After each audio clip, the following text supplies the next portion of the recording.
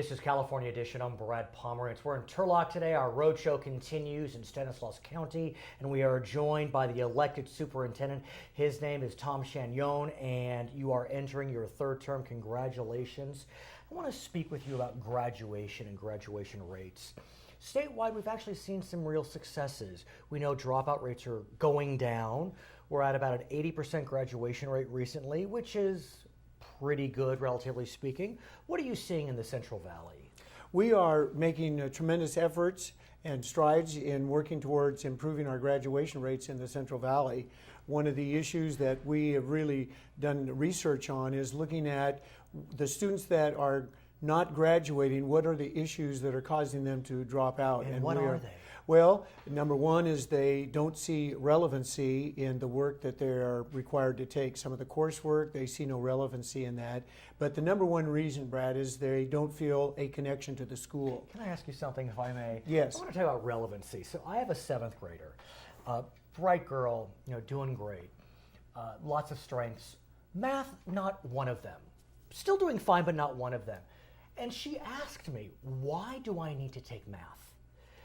And I, who cannot help her with honors pre-algebra because I don't use it, was flummoxed at that answer and how to answer. Talk to me about that issue of relevancy, because even I, as a parent, grapple with some of the relevancy issues when you get into high school. Absolutely. Yeah. And one of the things, as I recall, when our daughter was in 7th grade, by the way, our daughter's now a 3rd grade teacher. I love it. And so she's kind of fallen in her mom and dad's footsteps. Exactly. But when she was in 7th grade, just understanding the tremendous transitions that children that age are going through. When our daughter come for breakfast, it wasn't like, how are you today, honey? It's like, who are you today? Well stated. So obviously they're going through a lot of emotional changes, but the relevancy piece, what we need to do, and when I was going to school, you were given an assignment and you did it because you did it. You were told to do it, and you just followed.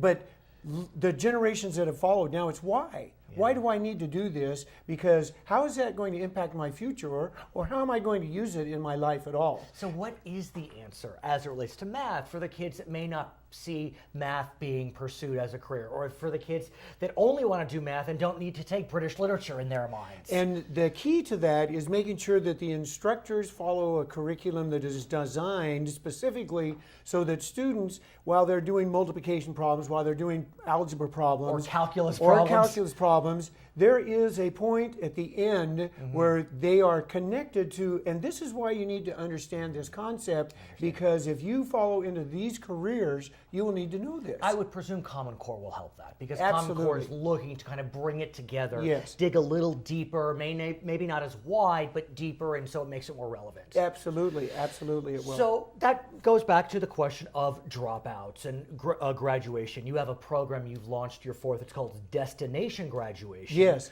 And how is it working in Stanislaus County, which has had some tough times recently? It has. This is our 4th initiative that we have promoted as a county Office of Education.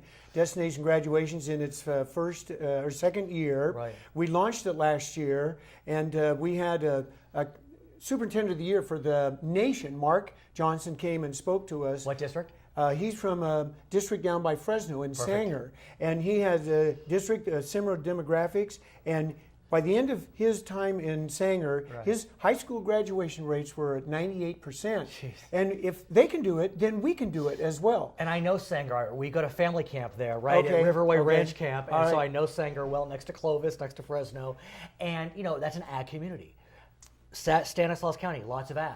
Yes. So, like you said, similar demographics. So if they can do it, So can get we. cracking. And he inspired us to really look at how they did it the Sanger way, and we've adopted many of those. Our destination graduation is divided into 5 pillars, Brad. Pillar number 1 is sharing best practices. So having Mark there showed us what they were successful with in Sanger, and we brought different people in that have had success in improving graduation rates. Mentoring is a huge component. Research has clearly shown that a young person that feels connected to an adult in their life, then they will perform much better in school and in life in general.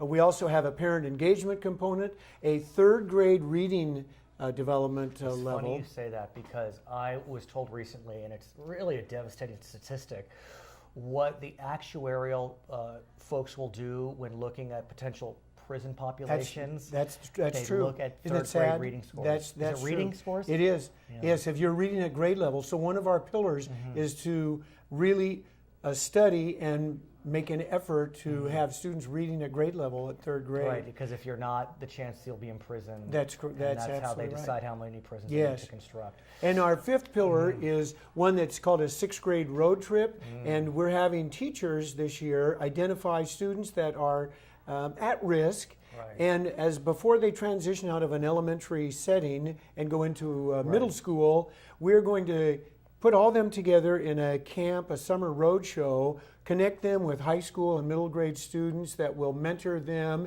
and take them to school sites, have teachers come and visit with them, and just make that connection so that they start school and they feel comfortable in their surroundings. I would be remiss if I didn't speak about students of color, because when you look at graduation rates, we may not want to talk about it, but it is a fact that Anglos and Asians graduate at much higher rates than Latinos and African Americans. And so I know in Stanislaus County, there's a pretty sizable Latino population. Yes, yes. And so what are you doing to target those communities in the best sense? We, after doing our research, and as you peel the onion, sadly, 4 years ago in our community, over 1,100 students that started in 9th grade did not walk across the stage and get a high school diploma. 1,100 students, that's shameful. And what are those students doing now?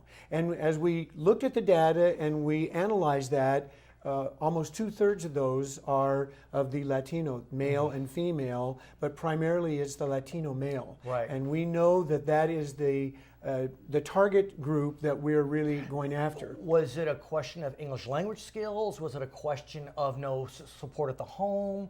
Was it a question of relevancy? What were you finding? All of those combinations.